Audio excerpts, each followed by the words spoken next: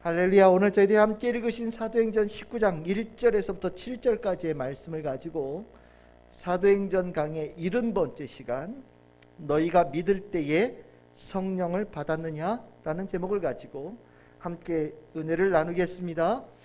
오늘 이제 본문서부터는 바울이 3차 전도 여행에 들어선 겁니다. 2차와 3차 사이에는 특별하게 구분이 없이 아주 간단하게 이게 언급을 하고 넘어가서 이게 도대체 3차 시작인가? 라고 생각이 됐을 정도로 3차 전도 여행은 2차 전도 여행이 연장선 속에서 계속되어진 그런 사역이었던 것 같습니다. 여러분들 이제 지도를 보시면 아시겠지만 저 시리아 안디옥에서 저 에베소까지 아마 이런 과정을 갔던 것 같은데 19장 1절에 보시면 윗지방으로 다녔다 이렇게 얘기가 나왔거든요. 그게 어디냐면 저 갈라디아 부르기아 지역을 다녔다는 겁니다. 그러니까 1차 전도 여행 때 다녔던 곳 있잖아요. 뭐 비시디아 안디옥이라든지 이고니온이라든지 뭐 이런 데를 쭉 거쳐서 에베소라는 데로 직진했던 것 같습니다. 뭐 과정 속에 여러 도시를 거치면서 이제까지 했던 대로 바울은 했던 것 같은데 이 누가는 바울이 했던 그 동일한 사건에 대해서 기록하는 걸 별로 의미 있게 두지 않습니다. 이제까지 다녔던 것 중에 의미 있게 꼭 기억해야 될 만한 사건들을 적어주고 있고, 그러다 보니 이 갈라디아 지역과 부르기아 지역을 지냈던 이야기는 다 생략해버리고 바로 에베소로 직행합니다.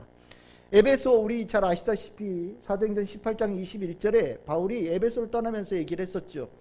하나님의 뜻이면 내가 너에게 돌아올 것이다 이렇게 얘기했었는데 정말 하나님의 뜻이 있었던 거예요. 하나님의 뜻이 있어서 바울을 에베소로 보내신 겁니다. 그러면 하나님께서 에베소에 보내신 뜻이 무엇이냐? 오늘 이제 중요한 본문이 하나 등장하는 거죠. 아주 논란의 본문입니다. 오늘 실은 제 설교는 굉장히 논란거리예요. 그러니까 오늘 제 설교에 익숙한 분들도 계실 거고, 제가 오늘 하는 설교에 나는 저렇게 배우지 않았어 라고 생각하는 분들도 계실 겁니다. 논란이 아주 있고 또 교파들마다 목사님들마다 가르친 내용들이 조금 다른 본문이에요. 그 중심에 이제 던지는 질문 중에 오늘 설교의 제목입니다. 너희가 믿을 때에 성령을 받았느냐? 믿을 때 성령을 받았느냐? 이것이 여러분들 혹시 이 중에 기도원에 자주 다니시고 부흥 집회를 좋아하시는 분들은 아마 부흥 강사들의 주된 성경 본문이 아마 이 본문일 겁니다. 믿을 때 성령을 받았느냐? 우리가 이 부분을 부흥 강사들이 설교를 할 땐 이렇게 진행을 합니다. 여러분들 부흥에 어떤 사람들이 옵니까? 잘 믿는 사람들이 오는 거예요. 주일 예배도 겨우 오는 사람 보고 부흥 집회 가라고 하면 가겠습니까?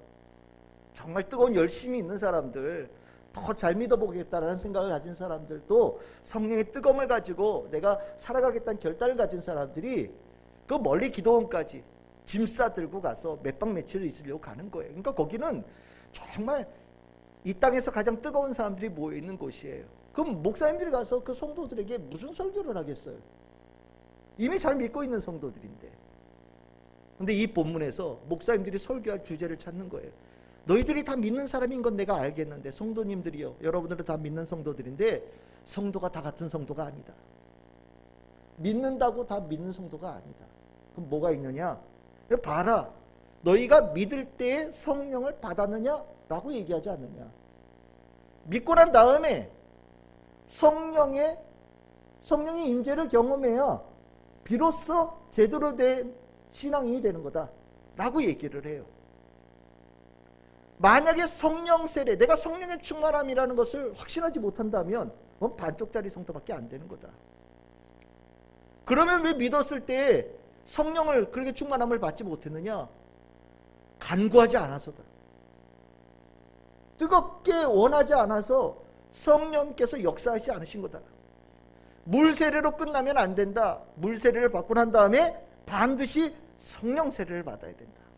그러니까 오늘 이 자리에서 여러분들 성령을 달라고 하나님께 크게 부르짖고 성령을 충만하게 받아서 돌아가는 성도들이 다 됩시다 라고 얘기를 한단 말이죠. 그러고 나면 여러분들에게 한번 이렇게 물어볼 때 당신은 성령이 충만하십니까? 라고 딱 물어보면 저는 엄청 충만합니다 뭐 이렇게 얘기할 수 있는 사람 결코 많지 않거든요.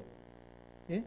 내가 성령이 충만할지라도 뭐 주님께 주신 은혜죠 뭐 이렇게 정도로 넘어가지, 제가 아마 상위 10% 안에 들 겁니다. 뭐 이런 얘기할 수 있는 사람은 아무도 없단 말이죠. 그러니까 부흥 강사들이 이 본문을 가지고 너희가 믿을 때 성령 받았냐, 성령 충만하냐 라고 딱 질문을 던지면 마음에 탁 찔리면서 아니야, 나는 성령 충만하지 못한 것 같아 라는 생각을 가지고 확 죽어요. 그러고 나서 이제 부르짖으라고 하는 대로 부르짖고 막 이렇게 신앙의 뜨거움을 가지려고 하죠. 그 부흥 강사들이 이 본문을 가지고 이렇게 얘기를 합니다. 신앙에는 단계가 있다라고 얘기를 해요. 그래서 첫 번째 단계는 뭐냐면 예수님에 대한 믿음이 있어야 된다. 맞죠? 두 번째, 그 예수 이름으로 세례를 받는다. 이제 우리가 흔히 물 세례라고 얘기하는 겁니다. 그리고 나면 이제 오늘 성경 부분이 나오겠지만 바울이 이렇게 안수하는 부분이 나오거든요. 안수를 받아야 된다. 그리고 네 번째는 그 안수를 받을 때 뭐가 일어나느냐? 성령의 강림. 그러니까 흔히 말할 때 성령 세례를 받는다라고 얘기를 해요. 그래서 기도원에 가면 늘 하는 게 뭐냐면 안수 받으러 나오라는 거예요. 성령 받고 싶은 사람은 기도를 받기 위해서 앞으로 나오라는 겁니다. 부흥 강사들이 목사님들이 이렇게 기도를 해주시죠. 그럼 이제 거기에 성령의 강림이 임하고 그게 성령 세례다라고 얘기를 해요. 그렇게 가르칠 때 쓰는 본문이 오늘 읽은 본문이에요. 사도행전 19장 1절에서 7절. 그런데 정말 이 본문이 이렇게 해석해도 되는가? 여러분들 성경에는 이 성령 세례에 대한 이 부분이 지금 두 가지 정도로 좀 나누어지는데 적어도 오늘 이 본문을 가지고 그렇게 해석하는 건 좀 문제가 있다라고 저는 보거든요. 혹시 여러분들 중에 지금 우리가 흔히 기도원에서 하는 부흥 집회에서 하는 이 설교에 대해서 맞아, 나도 그렇게 들었어, 나도 그렇게 배웠어 라고 하는 성도들이 계시겠지만 오늘 성경 본문을 잘 보면서 정말 이 본문을 그렇게 봐도 되는지를 한번 돌아보기를 바라고요. 성령 세례와 물 세례가 정말 그렇게 다른 것인가에 대해서 한번 돌아볼 수 있는 시간이 됐으면 좋겠습니다. 오늘 우리 성경 본문을 다시 한번 천천히 봅시다. 19장 1절에 보시면 이런 얘기가 나옵니다. 에베소에 와서 어떤 제자들을 바울이 만났다라고 얘기합니다. 어떤 제자? 그러니까 어떤 제자는 확고한 믿음을 가졌다고만 이렇게 얘기 안 했을 거예요. 보통 같으면 예수를 믿는 제자를 만났다 이렇게 얘기할 텐데 이 누가복음에서는 어떤 제자라는 단어를 얘기합니다. 이게 제자라는 단어는요, 누가복음에서 그냥 자기가 예수를 믿는다고 말하는 사람들을 제자라고 얘기를 해요. 그리고 하나님의 일꾼들을 뭐라고 하냐? 보통 사도라고 표현합니다. 그러니까 여기서 제자라고 얘기하는 것은 엄청난 막 믿음이 엄청나고 막 교회에서 엄청나게 헌신하는 그런 사람들 정도가 아니라 그냥 난 예수 믿는 사람이에요 라고 부르는 성도 정도를 제자라고 보시면 돼요. 만났는데 좀 이상한 거예요. 바울이 봤을 때 제자들이라고 나는 예수 믿는다고 얘기하는 사람을 딱 만났는데 뭔가 좀 이상한 부분이 보이는 거예요. 그래서 뭐라고 물어보냐면 사도행전 19장 2절에 너희가 믿을 때 성령을 받았느냐? 라고 물어봅니다. 이 얘기는 무엇이냐면 이들이 가졌던 모습에 뭔가 이상함을 느꼈기 때문이에요. 여러분들 이 바울은요, 또 영적인 이 지도자들은 뭔가 사람들을 만날 때 그 안에 있는 영적인 그 울림이나 영적인 괴로움이나 영적인 평안함들을 이렇게 느낄 수 있는 그 은사들을 가진 분들이 많아요. 그래서 이렇게 영성이 깊은 목사님들을 이렇게 만나면 정말 눈이요 얼마나 맑은지 몰라요. 그리고 그분을 이렇게 만나고 있으면 내가 한없이 부끄러워지는 것 같은 그런 느낌들이 들 때가 있어요. 나를 다 알고 있는 것 같아요. 내가 한마디도 안 했지만 그것이 어떤 다른 욕망이나 다른 어떤 욕심을 가지고 나를 쳐다보고 어떤 다른 생각을 가지고 쳐다보는 게 아니라 있는 그대로 나를 이렇게 쳐다보는 것 같은데 내 존재의 모든 것을 다 보시는 것 같은 그런 느낌을 받을 때가 있거든요. 아마 바울도 그 에베소에서 만난 제자들을 딱 봤을 때 뭔가 이상하다라는 느낌을 받았던 것 같아요. 여러분들 성도들을 만나보면 뭔가 빈 것 같은 성도들이 있어요. 내가 교회 다닌다고 얘기하는데 뭔가 불안하고 뭔가 괴로움에서 벗어나지 못하고 뭔가 헤매이는 것 같은 느낌들을 받을 그런 사람들이 있습니다. 막 조급하고요. 뭐가 무엇인지를 알지 못하는 확신을 갖지 못한 자의 그 혼란스러움을 그 존재로부터 이렇게 뿜어내는 경우들이 있거든요. 내가 믿는다라고 교회 다니는 사람이라고 하지만 우리가 이게 믿는 사람들이 영적인 은사들을 조금 더 가진 사람들이 볼 때에는 그 사람들이 가지고 있는 본질을 꿰뚫어 봅니다. 아마 바울이 이 에베소에 있는 제자들에게 그걸 본 것 같아요. 너희들 좀 이상하다, 뭔가 부족하다는 걸 본 겁니다. 여러분들 말씀 안에, 이 믿음 안에 제대로 살아가는 사람은요, 잠시 흔들릴 때 있죠. 우리가 살아가면서 어떻게 안 흔들리겠어요? 이런저런 일들로 인하여서 흔들리거나 아니면 뭐 좌절되거나 아니면 뭐 낭망되어질 때 있습니다. 하지만 분명한 거는 우리가 이렇게 낭망되어질 때 우리 안에 계신 성령께서 우리를 다시 이렇게 세워주셔요. 잠시 동안 흔들리는 경우들이 있어도 우리는 그 주님께서 주신 힘으로 다시 일어서고 혼돈과 혼란으로부터 벗어나서 무언가 그 중심에 굳건하게 딱 세워져 있는 확고함이 그 사람에게 있습니다. 이게 하나님의 사람의 가지고 있는 특징들이에요. 진리이신 성령께서 우리 안에 계신 자의 가지고 있는 힘이지요. 그런데 바울은 아무리 봐도 에베소에 있는 제자들에게 그걸 보지 못한 거예요. 그래서 질문을 던진 겁니다. 너희가 믿을 때 성령을 받았느냐? 너희들 성령 아냐? 라고 물어본 겁니다.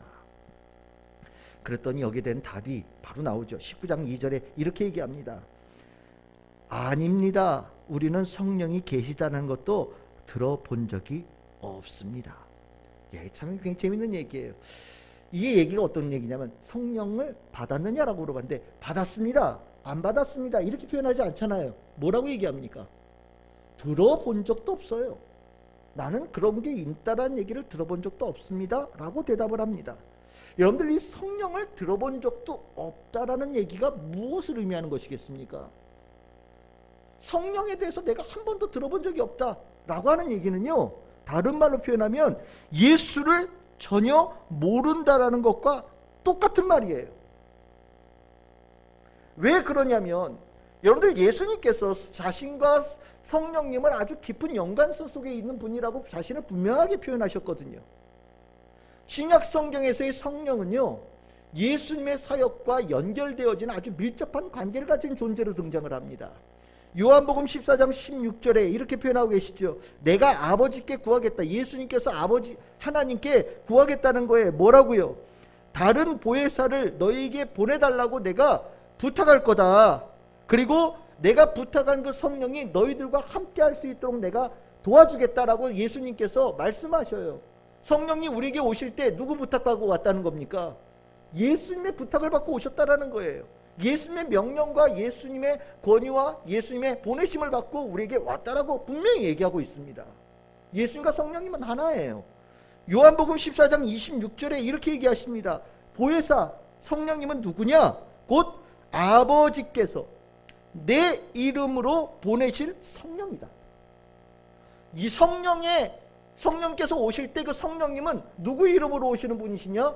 예수의 이름으로 오신다라는 거예요. 그러니까 성령의 이름이 따로 있고 예수의 이름이 따로 있는 것이 아니라 예수님, 성령께서 우리에게 오실 때 누구로 오시냐면 예수님으로 오신다라는 거예요. 그러니까 예수와 성령은 떨어질 수가 없는 거예요. 예수와 성령은 하나 되어지는 겁니다. 그런데 오늘 여기 뭐라고 얘기합니까? 나는 성령이라는 얘기를 들어본 적도 없어요 라고 얘기를 한다면 성령을 모르는 것으로 끝나는 것이 아니라 누구를 만나지 못했다는 겁니까? 예수를 모른다라는 거예요. 여러분들, 세례 받을 때 어떤 이름으로 받습니까? 우리 얼마 전에 세례식 했죠. 성부와 성자와 성령의 이름으로, 삼위일체 하나님의 이름으로 세례를 주어요. 마태복음 28장 19절에 보시면 이렇게 얘기하고 있습니다. 그러므로 너희는 가서 모든 민족을 제자로 삼아 아버지와 아들과 성령의 이름으로 세례를 베풀어라. 그럼 세례를 받을 때 분명히 성령의 이름으로 세례를 받았으니 세례를 들어본 적도 없다라고 얘기하는 것은 뭔가 이상한 거죠. 뭔가 이상한 겁니다. 여기서 바울은요, 이들이 가졌던 문제를 아주 정확하게 꿰뚫은 거예요. 그래서 바울은 이런 질문을 던집니다. 당연한 질문이에요. 19장 3절입니다. 그럼 도대체 너희들 세례 받았다고 그러면서 그것으로 교회 들어왔다고 얘기하는데 너희들이 받은 세례는 도대체 뭐냐? 그렇죠? 세례를 받을 때 성령의 이름으로 세례를 받는데, 아버지, 아들, 성령의 이름으로 세례를 받는데 성령을 모른다고 하니까 그럼 도대체 니들은 무슨 세례를 받은 거냐? 라고 물어봤더니 19장 3절에 뭐라고 대답합니까? 요한의 세례를 받았다라고 얘기를 해요. 요한의 세례. 요한의 세례가 무엇을 얘기하는 겁니까? 여러분들, 세례가 뭘까요? 세례는요, 내가 예수를 믿겠다라는 결단이에요. 내가 예수의 제자로 살아가겠다는 분명한 고백입니다. 내가 예수를 믿는 자로 살아가겠다는, 그래서 그것을 통해서 하나님의 자녀가 되겠다라는 분명한 결심을 갖는 거예요. 그게 세례예요. 그런데 오늘 여기 뭐라고 얘기합니까? 요한의 세례라고 얘기를 해요. 그럼 무슨 소리예요? 이 사람들은요, 예수를 믿어서 하나님의 자녀로 살아가겠다는 결단의 세례를 받은 것이 아니라는 겁니다. 그럼 이들의 세례는 무엇이었을까? 요한의 세례에 대해서 19장 4절에 이렇게 얘기합니다. 회개의 세례다. 요한의 세례는 무슨 세례라고요? 회개의 세례다라고 얘기하는 거예요. 여러분들, 요한이 어떤 사람이었습니까? 요한은요, 이스라엘 백성들이 하나님 백성으로 살아야 되는데 하나님 백성답게 살지 못한다고 있다는 거예요. 곧 있으면 하나님께서 우리에게 메시아를 보내실 텐데, 준비되어 있지 않는 자들은 하나님께서 메시아를 보내셔도 만나도 그를 알아보지도 못하고 그를 갖다가 품지도 못하고 그를 따르지도 못할 거라고 얘기하고 있는 겁니다. 그래서 뭐라고 얘기합니까? 회개하라고 얘기합니다. 회개해서 너희들의 심령이 깨끗해져야 오실 예수 그리스도를 만날 수 있다라고 전한 사람이 바로 요한이에요. 그래서 그들이 더러운 상황 속에 있는 상황에 예수를 만날, 메시아를 만날 준비를 시키기 위해서 베푼 세례가 무엇이냐? 요한의 세례, 회개의 세례입니다. 그러면 이 요한의 이 세례, 이 회개의 세례로 이것이 믿음이 되어지느냐? 그건 아닌 거예요. 요한의 세례는요, 예수를 만날 준비시키는 세례에 불과합니다. 내가 예수를 만날 준비가 되어진 것과 예수님을 만난 것은 천지 차이죠. 이들은 요한의 세례에서 끝난 거예요. 요한은 분명히 얘기하지 않습니까? 19장 4절에 뭐라고 그러니까 내가 너희들에게 세례를 베푸는데, 이 세례하고 난 다음에 뭐 하라고요? 내 뒤에 오시는 이를 뭐 하라고요? 믿어야 된다라고 얘기합니다. 내가 너희들에게 세례를 베푸는 것은 나중에 뒤에 오실 분을 믿는 것과 동일하다 이렇게 표현하지 않아요.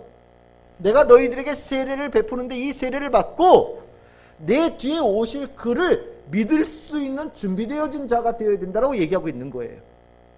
그런데 이들은 그 뒤에 오신 예수 그리스도를 만나지 않고 요한의 세례에 머물러 있었다라고 얘기하고 있고, 그것 때문에 아무리 봐도 교회에 내가 믿는 사람이라고 얘기하는데 믿는 사람의 구석이 전혀 보이지 않는 뭔가 빈 것 같고, 뭔가 혼돈스러운 것 같고, 뭔가 미완성 같은 그런 느낌들을 그래서 죽은 것처럼 바울은 분명하게 파악했다라는 겁니다. 이거 굉장히 중요한 얘기예요. 여러분들, 여기 이 에베소에 있던 어떤 제자들이 믿는 사람들입니까? 이렇게 되어지고 나니 믿는 사람이 아닌 거예요. 아직 믿음에 이르지 못한 사람인 겁니다. 우리가 성경에 이렇게 어떤 제자, 그러니까 제자니까 믿는 사람 아니냐? 아니, 바울이 꼭 조목조목 따져봤더니 예수까지 믿음에 이르지 못한 사람이에요. 온전한 믿음에 이르지 못한 사람인 겁니다. 그러니까 이 본문을 가지고 부흥성회에서 믿는 사람들이요, 봐라, 너희가 믿을 때 성령을 받았느냐? 믿는 것과 성령 받는 것 다른 거 아니냐? 당신들은 믿었지만 성령 충만하다는 확신이 없으면 성령 충만 받아야 된다라고 가르치는 본문을 쓰는 것이 잘못되어진 거죠. 바울은요, 이들의 세례가 잘못되어졌다는 것을 알았어요. 그리고 나서 하나님께서 왜 다시 자기를 에베소에 보냈는지를 알았습니다. 또 뭘 하기를 원해서 보내신 겁니까? 아직 온전한 믿음에 이르지 못한, 제대로 된 믿음에 이르지 못한 이 사람들을 제대로 된 믿음에 이를 수 있도록 도와주거라. 그래서 하나님께서 보내신 거죠. 그래서 뭐 하냐면, 여러분들 5절에 뭐 합니까? 4절에 뭐 합니까? 그 믿으라고 얘기했는데 내 뒤에 오시겠다고 요한이 얘기했던 그 사람이 누구냐? 바로 예수다. 예수님이다. 그리고 5절에 보시면 그들이 듣고 주 예수의 이름으로 세례를 받았다라고 얘기를 하고 있어요. 진짜 세례를 받은 거죠. 앞에는 요한의 세례, 그냥 회개의 세례에 머물렀던 사람들이지만 이번에는 진짜로 예수님에 대해서 제대로 듣고 예수님에 대해서 확신을 하면서 내가 예수의 이름으로 하나님의 자녀가 되어지는 결단을 가지고 세례를 다시 받았다라고 얘기를 하고 있어요. 그리고 세례를 하면서 여러분들을 세례식 할 때 이렇게 머리 안수하잖아요. 그렇죠? 성부와 성자와 성령의 이름으로 세례를 주노라 이렇게 얘기할 때 여러분들 뭐가 있었다고요? 6절 7절에 뭐라고 나옵니까? 안수함에 성령이 그들에게 임하였다라고 얘기를 하고 있어요. 그러니까 여러분들 잘 보시면 여러분들 여기에 세례를 받을 때 내가 예수 이름으로 세례를 받을 때 어떤 역사가 일어났다고요? 성령이 임하는 역사가 일어났다는 겁니다. 우리가 예수 이름으로 예수를 믿겠다라고 하는 그것과 성령의 세례가 별개가 아니라 예수를 내가 믿겠다라고 결단할 때 하나님께서는요, 그래 너는 이제부터 내 자녀야 라고 품어주시면서 내 자녀라는 증거로 누구를 보내주시느냐? 성령님을 보내주신다라는 거예요. 그러니까 믿는 순간에 같이 이루어지는 역사가 바로 성령의 역사라는 겁니다. 우리가 제대로 된 믿음의 고백을 가지고 세례를 받았다면 그 세례받은 모든 성도들에게는 누가 임재하신 겁니까? 성령이 임재하신 거예요. 우리가 믿는 사람들에게 너 제대로 믿었냐? 너 성령 받지 않았으면 반쪽짜리야 라고 얘기하는 것은요, 엄밀하게 얘기하면 성경하고는 조금 다른 이야기를 하고 있는 것이다 라고 얘기할 수 있는 겁니다. 이거 굉장히 위험한 거예요. 성도들을 구분하고 성도들의 믿음을 흔드는 거예요. 내가 잘못 믿고 있는 것 같아. 내가 온전함의 믿음에 이르지 못한 것 같아. 그러다 나 구원받지 못하면 어떡하지? 라는 불안감을 주는 거예요. 그 불안감을 통하여서 다른 것을 계속해서 도모하게끔 만드는 유혹에 불과한 거라고 저는 생각합니다. 하나님께서 내가 겨자씨만한 믿음을 가지고 내가 하나님의 자녀로 살기를 원합니다라고 얘기할 때 하나님께서 성령을 주시는데 왜 목사들이 나서서 너 성령 받았는지 다시 한번 생각해 봐야 돼 라고 얘기를 하면서 불안하게 만드는지 저는 이해할 수가 없어요. 그것은요, 정말 잘못되어진 가르침이 아닌가라는 생각이 듭니다. 우리가 이렇게 가르치는 부류의 교파들도 있고 목사님들도 계셔요. 근데 어디 가서 여러분들 이 본문을 가지고 여러분들의 믿음과 여러분들에게 있는 성령의 세례를 분리시키고 믿었을 때 성령 받는 것은 별개의 문제라고 가르치는 분들이 있다면 여러분들 다시 한번 그 분을 보실 수 있기를 바라요. 제가 볼 때는 분명히 그렇지 않아요. 내가 제대로 되어진 하나님에 대한 예수님에 대한 믿음을 고백할 때 성령님은요, 임재하셔요. 그 모습이 누군가는 뜨겁게, 누구는 잔잔히, 누구는 외향적으로, 누구는 내성적으로 임하시는 모습들은 다 다를지라도 분명한 것은요, 내가 예수를 믿겠다라고 결단하고 내가 무릎 꿇고 주님 앞으로 나아갈 때 하나님께서는요, 겨자씨만한 믿음을 보시고 그를 품어주시고 하나님의 자녀로 인쳐주시는 역사를 주신다라는 겁니다. 그것이 성령의 임재예요. 이 본문 굉장히 논란거리입니다. 하지만 오늘 저희 교회에서 또 보통의 장로교회에서 가르치는 그리고 성경에 기반한 분명한 가르침은 이것이라는 것을 기억해 주시기를 바라요. 이게 주류예요. 간혹 성경에서 어떤 뜨거운 역사, 어떤 특별한 사건들을 통해서 성령이 임하는 이야기가 나오긴 하지만 기본적으로 이것이 주류고요. 성령의 뜨거운 역사는 그 위에 부수적인 모습으로 등장하는 거예요. 부수적으로 등장하는 것을 이만큼 부풀리고 주류적으로 등장하는 걸 요만하게 만들어버리는 것은 성경의 의미를 왜곡하는 겁니다. 저는 이 본문에서 우리가 믿음에 관한 부분을 조금 성령에 관한 부분에 대해서 고민해야 될 바들이 몇 가지가 있다고 저는 생각이 들어요. 이제 무슨 부분의 내용인지 아셨으니까 한번 이 내용을 여러분들 한번 귀담아 들어보시기를 바랍니다. 뭘 우리가 알 수 있을까? 첫 번째는요, 회개는 믿음이 아니에요. 회개는 믿음이 아니에요. 분명히 기억하십시오. 회개가 두 가지가 있는데 하나는 믿지 않는 자가 믿는 자가 되어지는 과정 속에 회개가 있어요. 근데 또 하나는 내가 이미 믿고 있지만 믿는 상황 속에서 내가 삶 속에 어떤 더러운 것이나 어떤 죄를 짓고 하는 경우들이 있죠. 그럴 때 일어나는 회개가 있어요. 믿는 자들의 회개는 다시 한번 성령의 충만함으로 가게 되어지는 준비 단계가 되어지는 겁니다. 그러니까 믿는 자들의 회개는 날마다 일어나는 회개예요. 하지만 믿지 않던 자가 믿는 자가 되어지는 과정 속에 나오는 회개는요, 그 단계에 머문다면 그것은 믿음하고 전혀 상관없어요. 여기서의 만약에 그 단계에 머무는 회개는 우리가 보통 이렇게 얘기합니다. 자책하는 것과 후회하는 거예요. 그렇게 살지 말았어야 됐는데 내가 그때 왜 그랬을까? 뭐 이런 거 있잖아요. 여러분들 기도하는 믿지 않는 사람들이 막 예배 드리면서 울고 그런 분들 계셔요. 말씀 드리면서 이렇게 예배 드리는 사람들을 보면서, 믿는 사람들을 보면서 자신의 인생의 부끄러운 모습을 보는 경우들이 있습니다. 그래서 막 후회해요. 그럼 그들이 믿은 거냐? 아니에요. 내가 왜 이렇게 살았을까 자책하고 후회하는 단계에 머문 거예요. 뭐를 해야 됩니까? 예수를 만나서 하나님의 자녀로 살겠다는 결단까지 가야 되는 거예요. 그래야 비로소 믿음이라는 것을 얘기할 수 있습니다. 아주 교묘한 이단 중에 어떤 이단이 있냐면, 계속해서 성도들에게 너는 죄인이야, 너는 죄인이야, 너는 죄인이야, 너는 죄인이야, 너는 죄인이야, 끊임없이 죄에 대해서만 가르치는 교회들이 있어요. 이거 교묘한 이단이에요. 제가 만났던 청년 하나가 약간 이 정신적으로 불안 증세가 있는 청년이에요. 등치는 이만큼 좋아요. 아주 건장해요. 정말 아주 건장한, 운동했던 친구거든요. 그런데 이 안에, 자기 안에 나는 죄인이라는 이 의식을 떨쳐버릴 수가 없다는 거예요. 목사님, 저 죄인이에요. 어떻게 하면 좋아요? 어떡하긴요. 당신은 죄인인데 지금은 아니에요. 예수님께서 당신의 죄를 사해 주셨잖아요. 당신 예수 믿잖아요.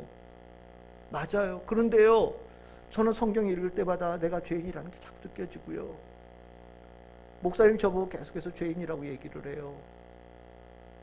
그래서 맞아, 난 하나님의 자녀라는 생각이 들었다가도 그 말씀 듣고 나면 난 죄인이야, 더 뭘 해야 돼, 더 뭘 해야 돼, 자꾸 이런 생각이 든다라는 거예요. 교묘한 이단이에요. 회개는 절대 믿음이 아닙니다. 회개 100만 번 해보십시오. 예수에 대한 믿음 없으면 구원 없습니다. 반드시 기억하셔야 됩니다. 에베소에 있는 죄인들이 바로 그 단계였다라는 거예요. 여러분들, 이 본문의 말씀, 여러분들 우리가 성령을 받았다는 것은 무엇이냐? 로마서 8장 15절을 보시면 됩니다. 바울은요, 분명히 성령 받음에 대한 이야기를 이렇게 얘기를 하고 있어요. 우리 8장 15절 우리 같이 읽어봅시다. 시작.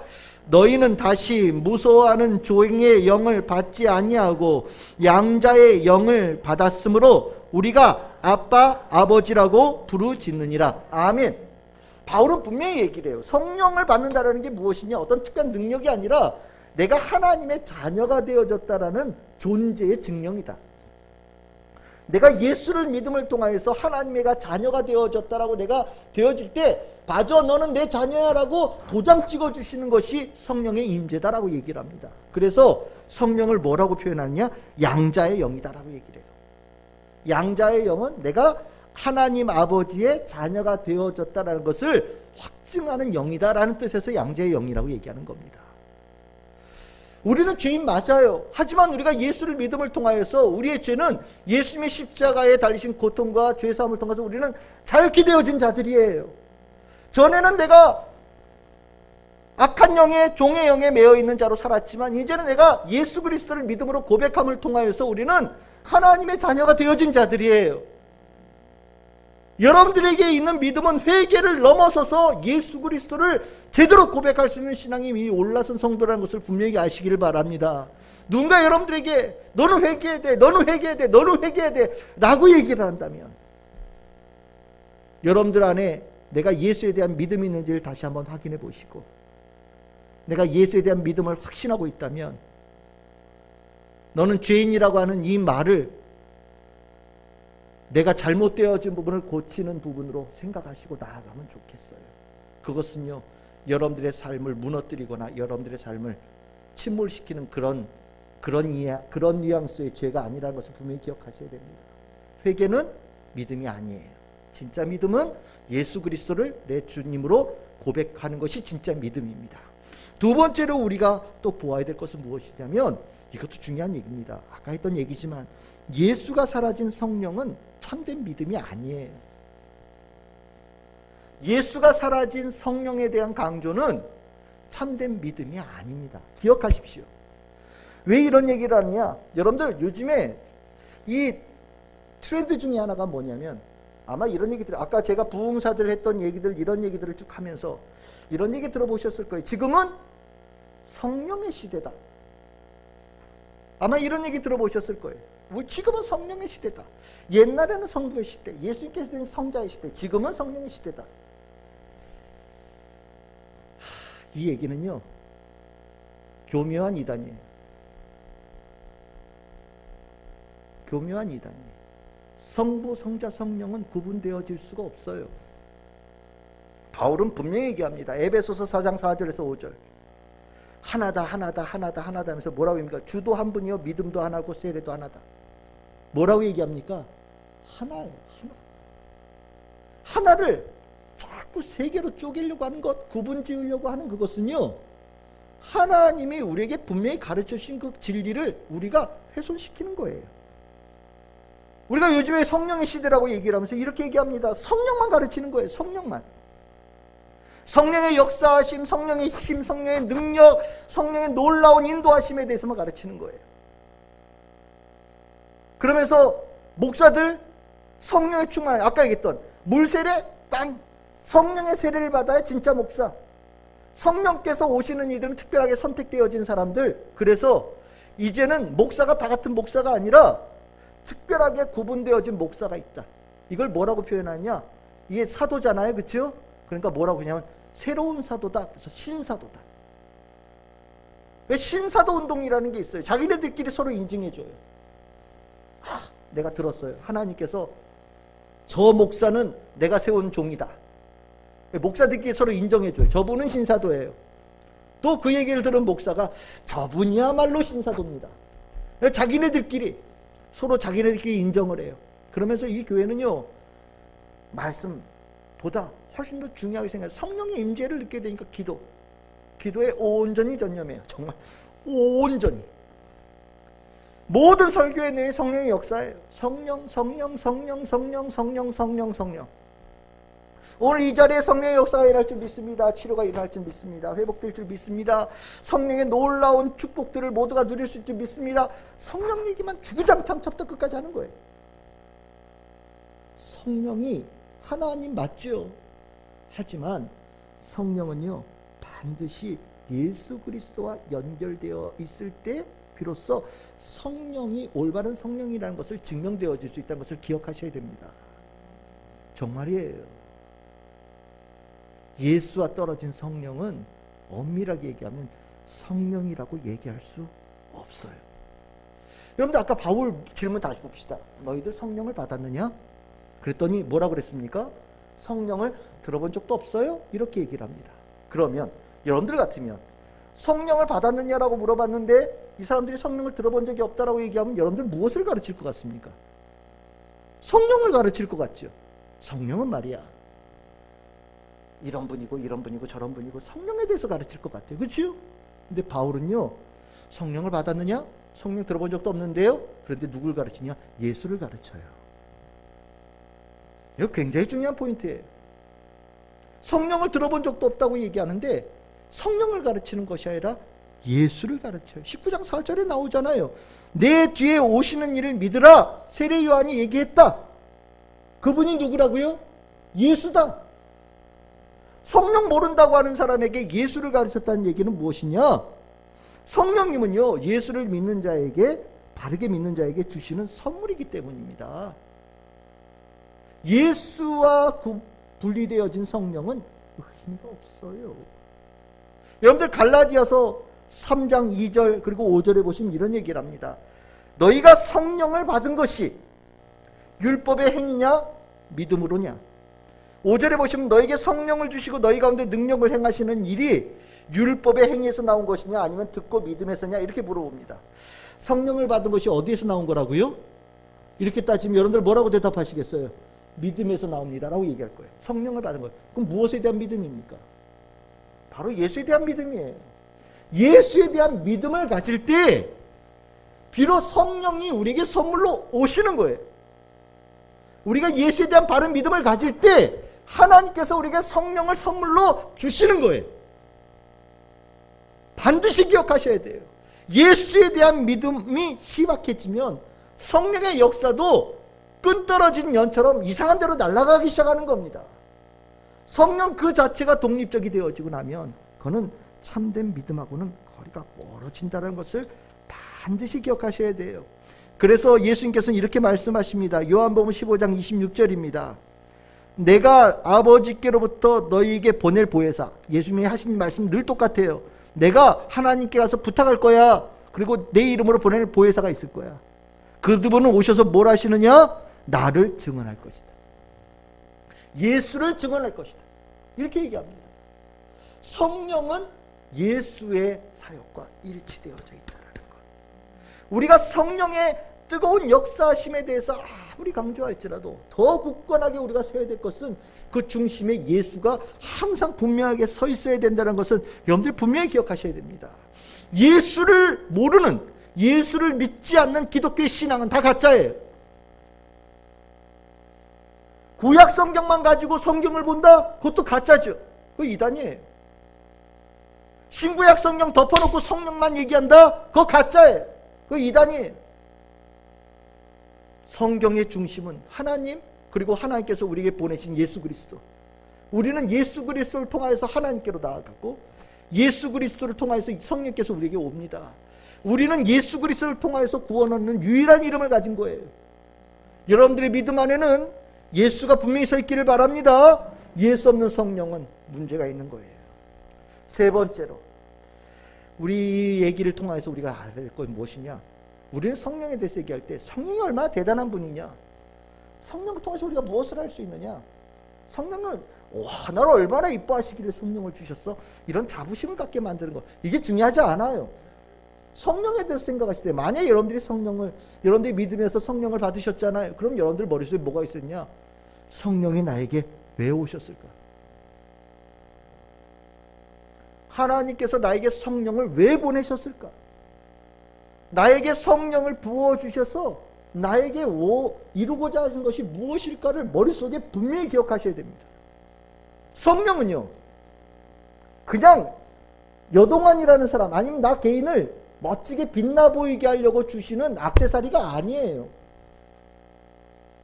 성령은요, 우리에게 오셔서 너 나를 믿고 예수 하나님의 자녀가 되겠다고 했지? 그러면 하나님의 자녀는 이렇게 살아가는 거야. 하나님의 뜻을 이뤄가고 하나님의 목적을 이뤄가는 삶으로 삶의 목표가 바뀐 사람입니다. 그것을 할 수 있도록 돕기 위해서 오시는 분이 누구시냐? 바로 성령님이에요. 그래서 그것을 보혜사라고 얘기하는 거예요. 우리를 돕고 이끌어가는 하나님의 놀라운 그 은혜와 높은 목표에 우리를 데리고 가는 그 존재가 바로 성령님, 보혜사라는 겁니다.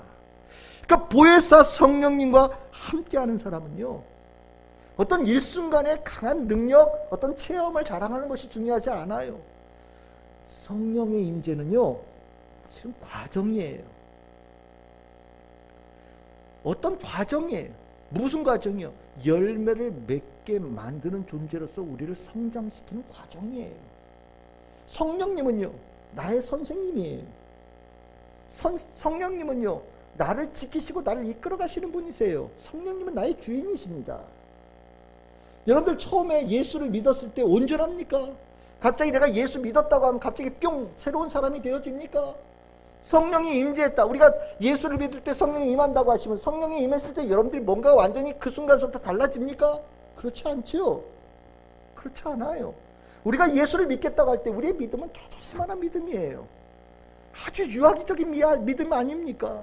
근데 성령께서 우리에게 오셔요. 뭘 하시냐면 젖도 먹이시고 글씨도 가르치고 학교도 다니게 만드시고 우리의 일생 동안에 내내 동행하셔요. 그래서 무엇을 이루냐? 우리가 영적 성숙이 이루어질 수 있도록 도우십니다. 그럼 영적 성숙의 목표가 어디에 있겠습니까? 영적 성숙의 목표는 두 가지예요. 하나는요, 우리가 더 이상 육체의 욕심에 지배되어지는 삶부터 벗어나는 겁니다.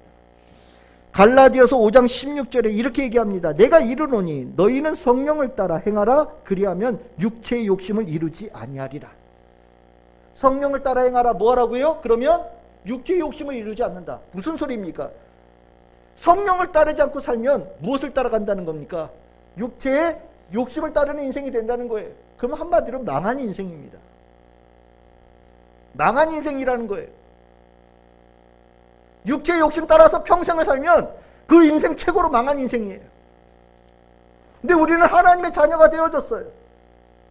우리가 똑같은 육신을 가지고 있어도 육신의 욕심을 따르지 않는 하나님의 자녀로 살아갈 수 있도록 누가 도우신다는 겁니까? 성령께서 도우신다는 거예요. 그래서 바울은 권면해요.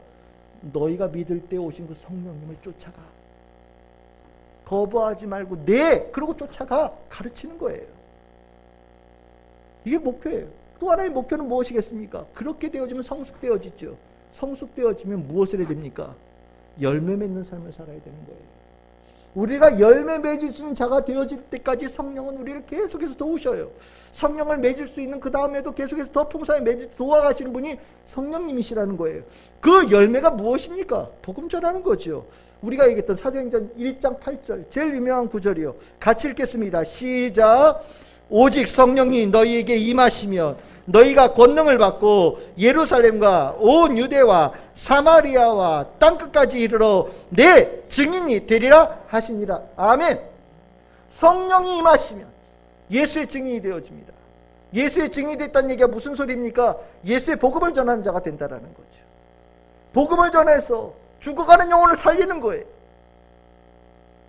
어그러진 영혼들을 회복시키는 겁니다. 헤매고 있는 영혼들을 십자가 앞으로 끌고 와서 믿음을 가진 자로 바꿔가는 역사를 이뤄내라는 거예요. 그것을 할 수 있도록 성령께서 도우신다라는 겁니다. 이게 성령께서 우리에게 주신 목표예요.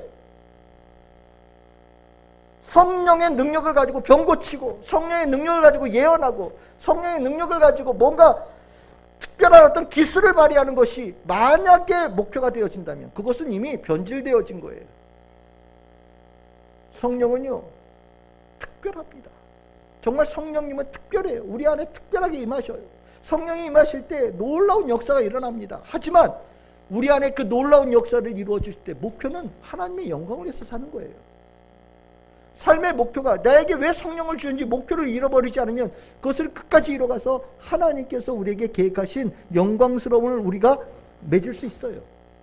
근데 중간에 그 목적을 잊어버리면 성령님을 도구화시켜버립니다. 성령님을 내 수졸로 삼아요. 표현이 죄송해요. 성령을 내 똘마니로 만들어요. 가서 물어. 가서 고쳐.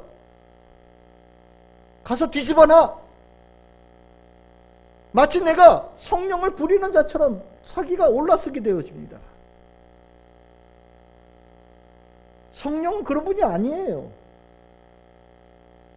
그런데 그런 사람들을 많은 성도들이 부러워해요.